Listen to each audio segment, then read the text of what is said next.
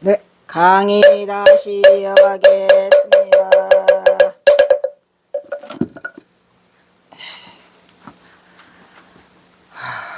한 해 한 해가 새로워. 강의한 지 딱 2년, 2년, 2월 7일부터 딱 2년 되네. 힘들어. 제66장 전봉주는 2년 동안 운영궁 행랑채에서 어땠더라? 행랑채에서 있으면서 거기서 그 객인 노릇을 했다 이런 얘기요. 아이고, 아이고.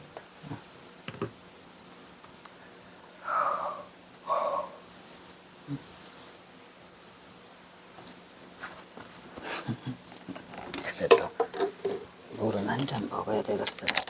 아, 이라도 큰일 나게 생겼어.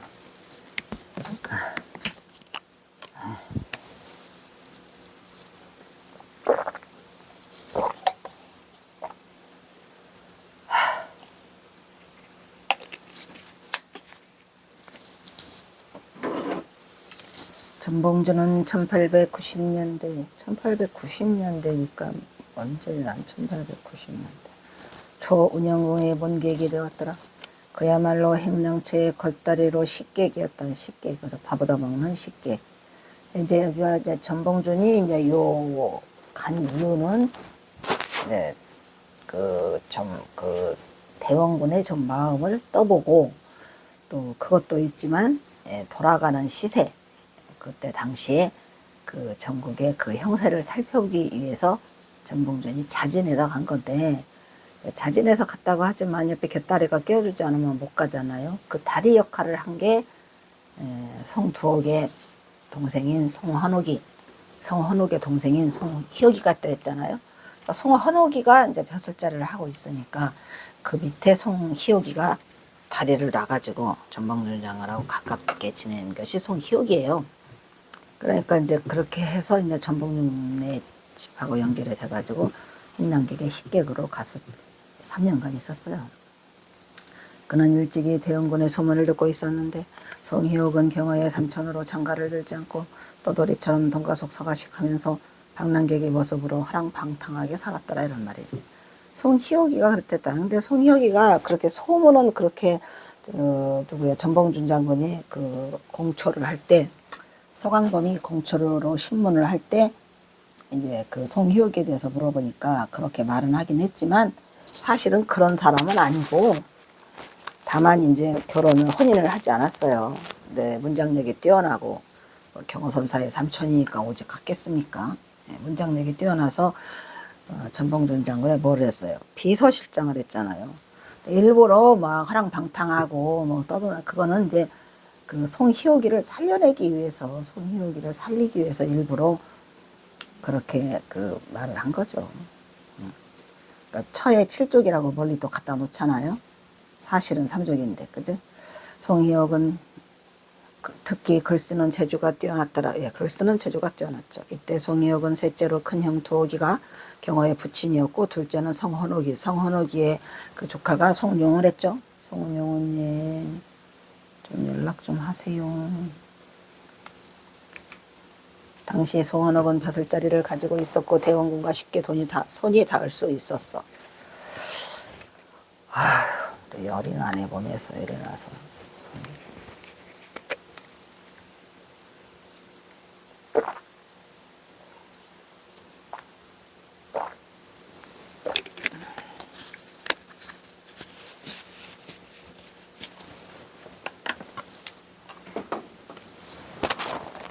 이때 송희옥 또한 대원군과 서로 친분이 있어 대원군이 필요하는 인물로 전봉준을 은근히 소개하여 전봉준을 대원군의 조서인 온영궁의 행랑채에 얹혀 살게 하였더라. 그것은 송희옥이 대원군의 줄을 서서 벼슬을 노린다기보다는 서울 생활에 안착할 만한 마땅할 끈이 없어서 이곳저곳을 기웃거리다가 그의 형 송헌옥이가 벼슬자리에 있는 관계로 은근히 슬쩍 얼굴을 익히게 되는 대원군은 전봉준 또한 살짝 행랑채에서 지나가면서 보기만 했지 사실 뭐 말을 건네진 않았어요. 이후에 동학농민혁명이 진행되기 바로 전에 만나긴 하죠. 예.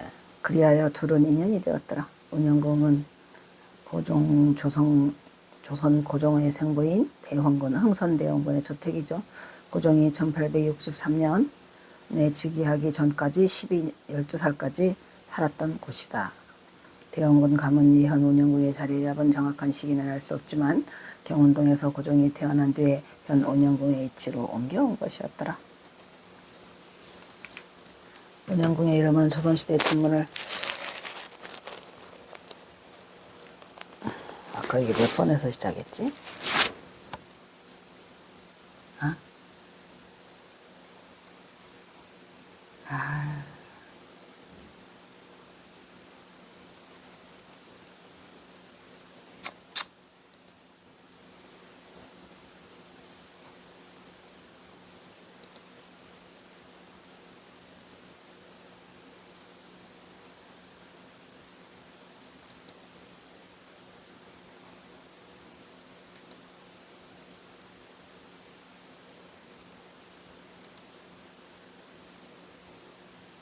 이전이었는데.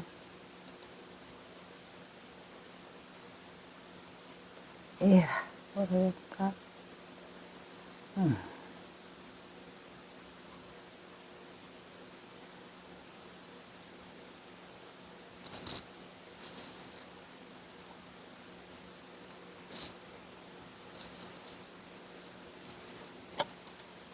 이거요? 운영궁의 이름은 조선시대 천문을 담당하던 건청인 서운관이 있는 앞에 고개현이라 하여 운현이라 했다, 이런 말이죠. 운영궁 중수공사에 대해서 발견된 노안당 상량문에 따르면 1864년 고종 1년 사랑체인 노안당과 안체인 노락당이 건립하면서 운영궁이 확장되었더라. 노락당과 상랑문 그리고 고종과 대원군이 편리하게 하기 위해서 창덕궁과 운영궁 사이에 고종이 전용 사용되는 경건문과 대원군이 전용으로 사용하는 공건문을 새로 건립하였다는 얘기죠. 그러니까 이제 왕이 된 다음에 운영궁을 궁궐을 편리하게 드나들 수 있도록 이렇게 고종이 배려를 했더라라는 그런 얘기 같아요. 전봉주는 반신반의하면서 궁궐 같은 운영궁을 둘러보았다. 그러나 그가 운영궁에서 2년 정도 식객 생활을 하여 머문 곳은 행랑채에 불과하였고, 그래도 이 행랑채는 말이 행랑채지 운영궁의 규모와 대원군의 막강히 있던 권력을 나타내는 것으로 다른 집의 본체보다 더 큰 행랑채가 있었고, 운영궁의 전체 구조는 상당히 독특했다고 합니다. 그 부지의 동서를 긴 담장이, 그러니까 무슨 제2의 궁궐, 제2의 궁궐이다.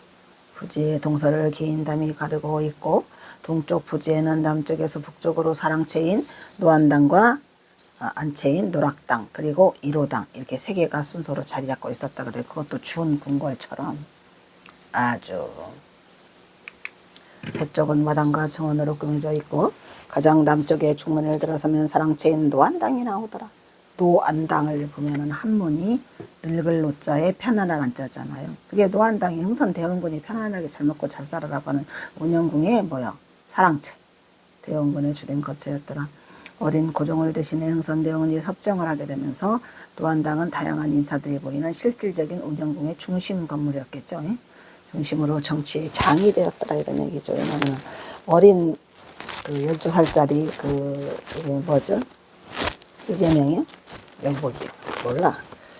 을 갖다가 왕으로 얹혀놓고 와서 전봉주는 대원군을 거쳐가 궁금하여 힐끗힐끗 안을 들여다보았지만 안채는 거의 사람들의 그림자도 보이지 않고 절통 같은 경비만 수문장들이 덮이고 있어 타인 등에게는 그림의 떡으로 접근이 불허하였더라. 그래도 전봉주는 눈으로나마 호강호강하면서 호기심을 어느 정도 채우고 획돌아 나와 행랑채 쪽으로 발걸음을 옮겼으니, 노안당이라는 이름은 논어 가운데 노안당의 논어에 나오는 이름인데, 노자 안지, 즉 노인이 편안하게 있다. 노인이 누구요? 대원군이죠. 나라는 구절에서 따온 것으로 아들이 임금이 되고 좋은 집에서 노년을 보내게 되니 흡족하다라는 뜻으로 흥선대원군이 직접 장명을 선택하였다고 하더라. 5년 노안당. 그래도 이게 사람 팔자가, 이 노안당도 흥선대원군도 그게 어디요? 그 저기 어디 당진인가 어디 그거 부시고 그 절을 없애고 막 난리를 떨어서 그 명당을 찾아가지고 하고 그랬잖아요. 그 흥선대원군 옴베르트 도굴 사건이라고 독일의 옴베르트가 가서 다 도굴해버리고 막 하는 그러한 그 수모를 또 겪지요. 그러니까 이 세상 사는 그렇게 만만하지를 않아요. 그냥 딱 부처님이 말한 고해바다, 딱 고해바다고 조금 편안하냐 그러면 또 뭔 일이 생겨. 누구나 다 그래요. 그러려니 하고 살고 아사세갱하이 하면 돼. 아사세갱하이. 내가 세상을 버렸거니 다시 뭘 바라겠는가. 뜻으로 흥선대원군이 직접 장명을 선택했더라. 여기서 두 노인은 흥선대원군과 누구? 부대부인 민씨. 그 민씨가 또 부대부인이 또 자기네 친척 중에서 제일 못난 그 민비를 데리고 왔는데 또 민비가 또 대원군하고 맞짱을 뜨잖아요. 세상은 요지경. 그러니까 인연들이 다 얽혀 있어가지고 어떤 인연이 어떻게 얽혀 있는지를 몰라요. 얽혀 있어 인연마다. 그러니까 이 삶에 세상에 세속의 삶에는 그 딱 맞아. 성주개공이야. 성주개공. 그냥 흘러가.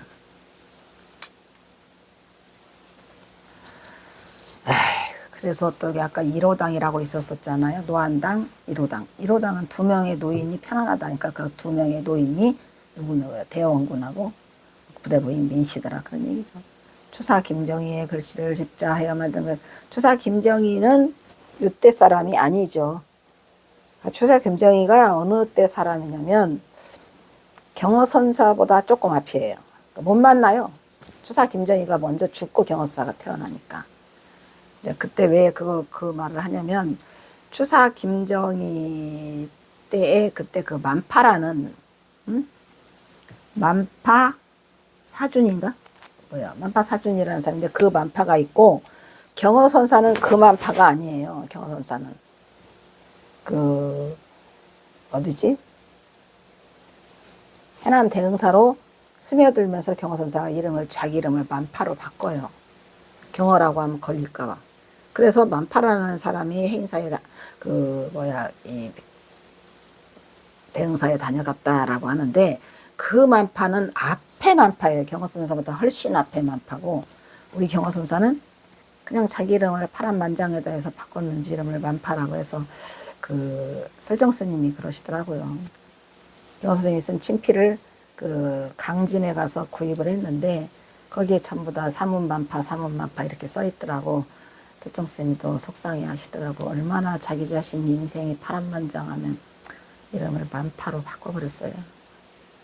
근데 이제 그때에 김정희, 추사 김정희가 이제 그 칭찬한 사람이 그 저기예요. 만파가 있어요. 그래서 김정희는 정확하게 경허선사 앞사람이야.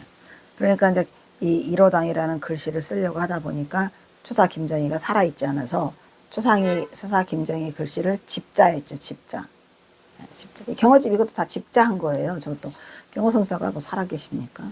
그러니까 그 글씨를 추사 김정희의 글씨를 집자해서 만든 것이 1호당이다. 그런 얘기죠. 운영궁의 건물들은 격식이나 규모로 볼 때 4대 부야가의 건물이라기보다는 뭐에 가까워?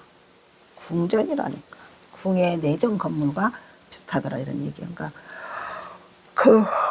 힘들다. 오늘 힘들어. 춥기도 하고 춥고 열나고 뭘 어쩌란 거요. 궁의 내정 건물과 가깝다는 얘기는 그만큼 대원군의 권세가 셌다는 얘기죠. 그냥 자기 자식을 왕을 만들어 놨으니. 장덕궁 안에 사대부가 건물의 형식으로 지은 연경당이나 낙선제보다도 더 규모가 크고 당당했답니다. 그러니까 연경당하고 낙선제는 사실 내 궁궐 안에 있어요. 그것보다 더 커. 무한당은 정면 6칸, 측면 3칸이고 몸체는 동쪽이 7칸이라부터. 아이고 전체적으로 정자의 고물의 정자의 평면의 건물이었다. 몸체 부분에는 장대석으로 3단의 기단을 쌓았고 동쪽 두마루 부분은 2단의 기단을 쌓은 뒤에 긴 석재용 초석을 세웠더라. 몸체는 왼쪽에서부터 4칸의 대청마루가 있고 2칸의 온돌방이 있고 몸체의 가장자리는 빙 둘러앉아서 텐마루를 뒀더라. 옛날에는 그 텐마루라는 게 참 특이했죠. 그게 이제 어떻게 보면 공동체 사회의 공동 부분. 왼쪽 끝간과 건물 뒤편을 텐마루로 처리한 것이 마치 정자와 같은 느낌이 들어 운치 있으면서 외유 사치스러워 보이기도 하여 대원군의 품격을 한창 높이고 있더라. 오냐? 흥선대원군은 당대의 예술가 중 한 사람으로 또 난초를 잘 쳤죠. 그래서 흥선대원군 난초 그린 글씨가 이제 비싸죠, 값이. 그리고 판소리나 그림 등의 예술에도 애호가여서 당시의 화가들이나 판소리꾼들을 심지어는 남사당 팬들까지도 많은 사람들이 이 노안당을 드나들었다고 합니다. 노안당 뒤편을 보면 노락당 남한각이 안채와 사랑채의 경계를 나누고 있더라. 운영군 건물 중에는 유일하게 노락당에는 공포가 구성되어 있어 다른 건물보다 지붕의 높이가 높았답니다. 락자니까 궁궐이나 사찰이 아닌 일반 사대부가 건물에 공포가 있다? 이거는 아무나 알 수 없죠. 대원군만 할 수 있어. 처마 또한 공포가 이거 알지? 이렇게 공포 위에다가 올린 거. 다른 건물과는 다르게 석가래와 부연으로 구성된 겹처마로 되어 있고 그리고 전체 쪽 건물과 후면 쪽 일부에 햇볕을 막기 위한 차양까지도 설치해 놨더라. 그래서 대원군이 갖고 있는 그 운영군 노락당, 그 다음에 노안당, 1호당 이렇게 3개. 그 동쪽을 남북으로 가로지르는 월랑으로 연결시켜서 이 3개를 전부 다 월랑으로 연결시켰고 내부에는 건물 간의 왕래가 가능하도록 한 것으로 결국은 하나로 통일했다 이런 얘기죠. 궁궐대전의 형식에 따라서 마치 이곳이 궁궐인 것 마냥 그렇게 떵떵거리며 살았어요. 아닌가 착각을 일으킬 정도로 운강하고 장엄하여 대원군의 건세가 건물에서도 스물스물 세워놨으니 고종은 빼앗긴 실권을 잡기 위해서 1881년 고종 서장자인 이재선을 옹립하려 하였으나 실패하여 이재선이 처형을 당하고 말았더라 이런 말이야. 이재선을 옹립하려고 다시 노력을 했었었죠. 그 고종은 이재명인가? 1882년 고종 19년에 이목을 난 이후에 잠시 집권하였어. 누가? 대원군이. 한 1개월 만에 대원군이 집권하자마자 1개월 만에 청나라의 군대에 납치돼 갖고 끌려가죠. 텐진으로 끌려갔다가 4년 후에 돌아와요. 1885년 기국께서 운영궁에 직거하며 재기를 도모하던 중에 1887년 청나라의 원세계와 공모를 해서 족장자인 흥친왕 이재면을 응원하려 했으나 또 그것도 실패하죠. 왜냐하면 고종을 앉혀놨더니 또 그 옆에 누가 있어요? 민비가 있죠. 민비가. 이러한 시련을 겪으면서도 대원군은 끝내 정권에 대한 미련을 떨쳐버리지 못하고 운영궁에 집중하고 있었는데 그런 동안에 이제 재영군과 정면 대결을 한 게 이제 민비죠. 결국은 또 민비는 또 일본 놈들이 와서 그 무슨 사변이야? 을미사변을 일으켜가지고 또 시신을 불태우잖아요. 하여튼 우리나라가 끝가는 줄 모르고 이런 힘든 그거를 겪는 그 세기의 경랑기에 우리 경호선사가 계셨어요. 이 꼴 저 꼴을 다 보게 되는 거죠. 불쌍한 생각이 들어요. 일 개인으로는 운명이라면 운명이지만 왜 그렇게 힘든 더군다나 정치적 사건, 사회적 사건으로 인해서 그래서 경호선사가 자기가 항상 초창이라고 하잖아요. 초창. 마음의 섭섭함을 느끼는데 정치적 사회적 사건으로 인해서 개인이 희생을 당하고 있어요. 지금. 그러는 휴식기 동안에 천봉준이 대원군의 행량체에 머물게 되면서 그 기간이 1890년서부터 1892년 초로 2년여를 운영궁에 머물면서 천봉준은 대원군에 드나들어 몇 번의 조우가 있긴 있었죠. 별다른 일 없이 운영궁을 떠나 전라도 고구로 돌아왔어요. 사실 대원군과 천봉준의 미략은 16만 있었지만 진짜는 대원군과 천봉준은 의기투합한 면이 않고 없지 않고 많았죠. 많았기 때문에 이제 비밀리에 이게 진행이 돼서 없다고 하지만 사실은 있다니까요. 그 경선사가 썼잖아요. 손 떼라. 탐관오리들 남하고 붙잡아서 우리를 개나 소처럼 부려먹다가 패대기 칠 거다. 그래서 이거는 틀림없이 전봉준과 관계가 있었어요. 저기랑 대원군과. 제67장 전주 구미리에서 전봉준, 김계남, 송이옥이 만나더라. 어이구, 이 전봉준 얘기 들으니까 날이면 날마다 전봉준이네. 전봉준, 봉준아. 자, 이거 이제 경호선 전봉준이 이제 어떤 실세를 이게 세를 구성해가는 과정에 김계남이하고 송희옥이가 큰 역할을 하게 되죠. 거의 뭐 왼팔 오른팔처럼. 근데 결국은 또 나중에는 이제 또 김계남이가 이제 전봉준과 또 뜻을 달리하는 바람에 이게 삐뚤거려요. 그래서 이거는 봉준의 그런 독도알처럼 작고 단단해서 붙여진 별명이었으니 때는 아까 이게 뭐였지? 안 써놨네. 때는 바야흐로 조선 말기 부패한 양반 관리들의 착취와 밀려오는 외세에 억눌린 조선은 사람 살기 힘든 나라더라.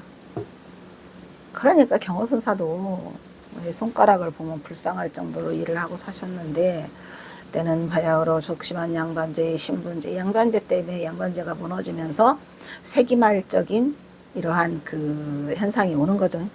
신분 자별로 망해가는 조선은 이 나라의 인간의 평등을 교리로 하는 동학이 드디어 1866년에 60년에 최재우가 동학이라는 교를 세우게 되잖아요. 또 혹세무민이라 해가지고 또 죽여요. 하층민의 민심을 휩쓸고 있었다. 동학은 젊은 전봉준에게는 자신을 때를 펴기하는 안성맞춤, 아까 했죠? 그 정치를 저기를 세를 이용하기에는 좋다고 아까 했어요. 부친을 잃고 방황하는 그에게는 매력적이었으니 전봉준이 결국은 동학농민을 일으키고자 하는 결정적인 사건은 전창혁의 죽음이죠. 뭐. 그리하여 30대 청년 전봉준은 동학교에 입교했다. 전봉준은 아까 동학교에 누구누구 도움을 했다 그랬죠? 서장 누구야? 승려. 그리하여 30대의 청년 전봉준은 동학교에 입교했다. 최시영 아래에 있는 그죠? 전봉준은 항상 나라의 장래와 백성들의 삶을 걱정하던 중. 잘 되냐? 1888년 동학교의 지도자 중에 한 사람이었던 손아중을 또 만나요. 그러니까 손아중, 김덕명 또 누구요? 김계남, 손여옥 다 만나 이제. 손아중은 가장 강한 동학군을 통솔했다. 그 근거지는 전라도 고창이었더라 이런 얘기죠. 고창의 손아중이죠. 그 손아중이라는 사람이 또 뭐가 연결돼요? 그 고창 선운사에 있는 마애부를 가서 열잖아요. 그것도 문제야. 그거를 열지 말았어야죠. 열어서 기가 다 빠져나간 거라니까. 하지 말라는 짓은 꼭 자빠져 있어. 전부 다들 아주 망조가리가 들으려니까 그렇게 했겠죠. 전봉준도 무안에서 일으키라는데 왜 안 일으키고 또 그거를 고부에서 일으키느냐고. 되려면 꼭 되고 안 되려면은 이렇게 다들 삐딱한 길로 다 가더라니까. 전라도 고창이었다. 그리하여 훗날 손아중은 전봉준의 손아중이 아니고 잘못 썼죠. 이거 손여옥이에요. 손씨라 잘못 쓴 것 같아요. 손여옥이가 전봉준의 매부가 되죠. 고창에는 선운사가 있고 두 사람의 바이블에 대한 석불 비결설화가 있죠. 석불 비결 그 배꼽의 비결설화가 있는데 열지 말으라고 하는데 누가 열었었죠 옛날에?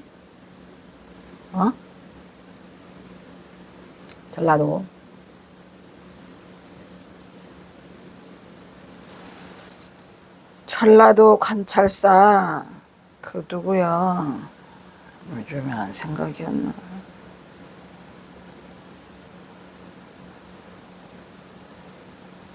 전라도 관찰사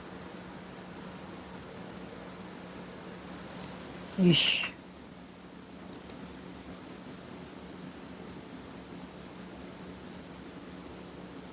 이서구.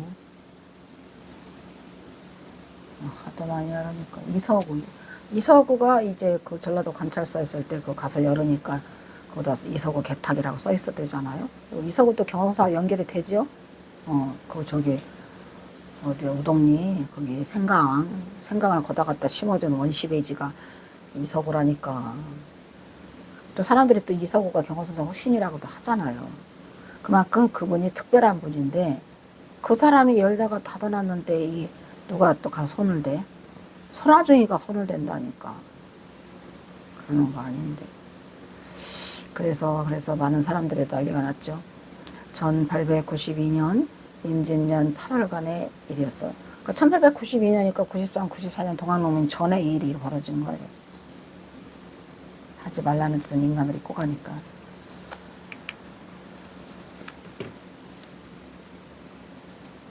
전라도 무장현 선운사 도서람 남편의 층암절벽에 잃어본 고창 이 마야불 가보셨나요? 마야불 꼭 가보세요. 보통 일이 아니에요. 그 조각과 그 신비함과 그 땅의 기운이 장난이 아니죠. 그래서 만약에 기회가 된다면 이 고창 선운사 꼭 가세요. 저는 고창 선운사에 가서 5박 6일 하면서 그 수련대회를 제가 거기서 하게 되거든요. 고창 선운사. 그래서 거기서 그 무슨 무술영화 찍은 것도 다 보고, 아무튼 이 선운사하고도 찌들찌들한 인연이 있어요. 그리고 이제 그 선운사가 또 더 유명한 건 도서람이라는 게 있거든요. 도서람도 꼭 들렸다 오세요. 도서람에 가면 진짜 이 지장보살이 뭐다라고 하는 표본이 있어요. 도서람. 멋있어요, 여기. 이런 게 이제 그때 전라도에 이 동학농민이 발발하기 직전에 여러 그 주변의 그 환경들이랄까 이런 여건들이 이미 다 만들어져 있었고, 저는 이제 이런 사실을 모르고 제가 대학교 때 수련대회를 대불련을 끌고 거기를 가게 되는데, 그 이후로도 이 선운사는 이 도서람은 제가 한 5번, 6번을 더 가요. 근데 갈 때마다 그 신비로운 거 밑에 이거 다 보셔야 돼. 전설의 어머니 석굴은 3000년 전 검단선사의 진상, 3000년 될 만해. 멋있어. 보통이 아니에요. 3000년 전 검단선사의 진상이라 진짜 모습이다 이런 얘기죠. 하며 그 석굴의 배꼽 속에 신기한 비결이 들어있다고 전해 내려오다가 그 비결이 나오는 날은 한양이 다 망하게 된다는 말이에요. 그 비결이 나오는 날은 한양이 망한다는데 꼭 그 손아중이는 왜 그거를 그 비결을 열고 뺐을까? 손아중이도 어차피 그 처형당하고 죽어요. 손아중이도 아마 그 전옥소에서 처형당할걸? 김덕령, 손아중, 전봉준. 하지만 하는 짓은 꼭 하고 그래. 비결로 그게 내려오는데 왜 그거를 여느냐고. 허세죠, 허세. 에이. 속상해 아주.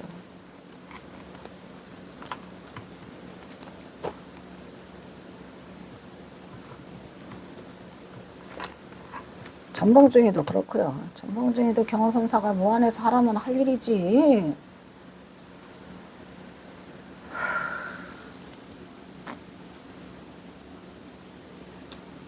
응?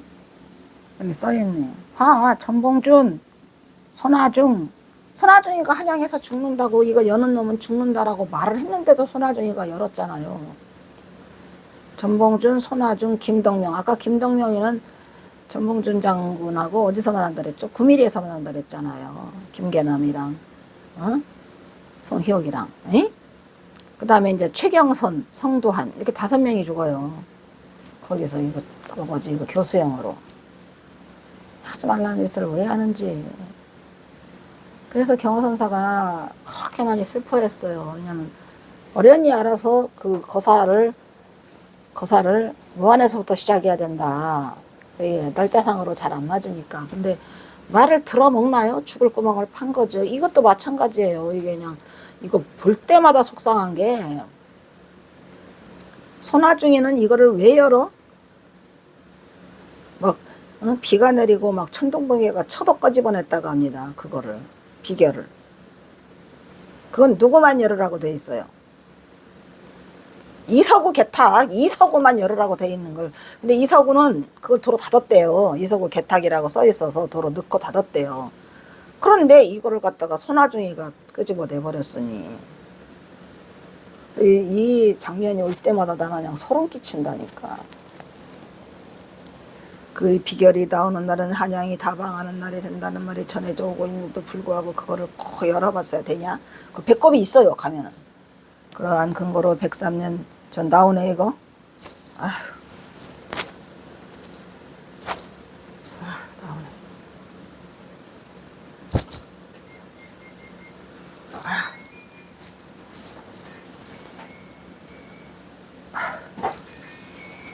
하지 말래잖아.